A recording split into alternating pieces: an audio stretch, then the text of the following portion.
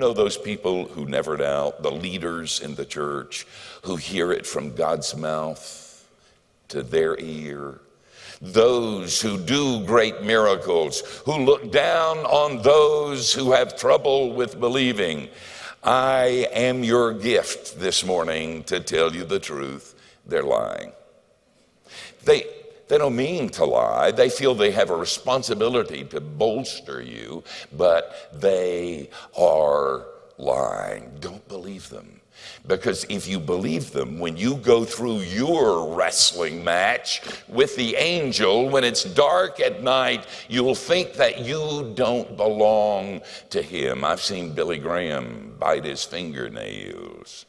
And recently we read St. Teresa, or Mother Teresa's diary, and the periods of doubt she went through in Calcutta as she was dealing one-on-one in the name of Jesus. Spurgeon went through long periods of depression and doubt when he couldn't even preach. The truth is that everybody who stands before God's people has done battle with the angel at 3 o'clock in the morning.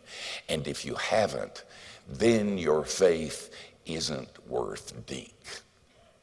Listen, we believe really big stuff.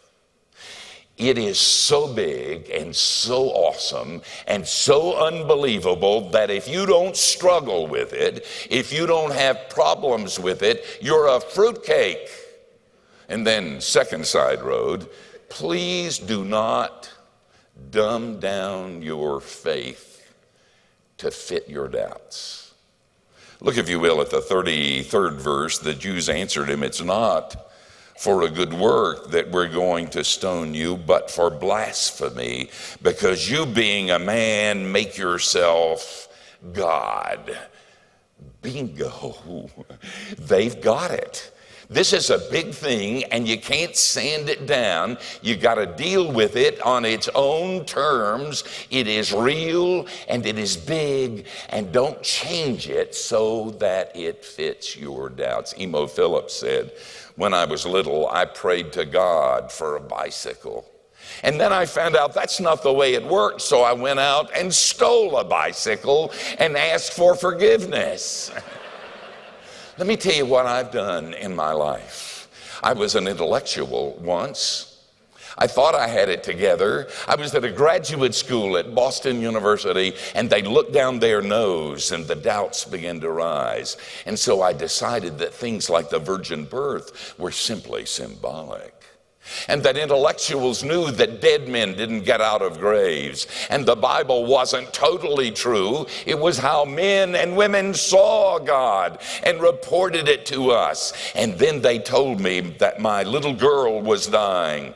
And I reached for my faith, and it was no longer there.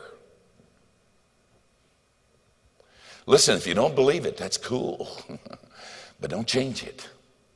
If you can't accept it, become a Buddhist. That's all right, but don't change it. If you can't go with the truth of the Christian faith, I can understand that. This is hard stuff, but don't change it. And don't call yourself Christian when you do.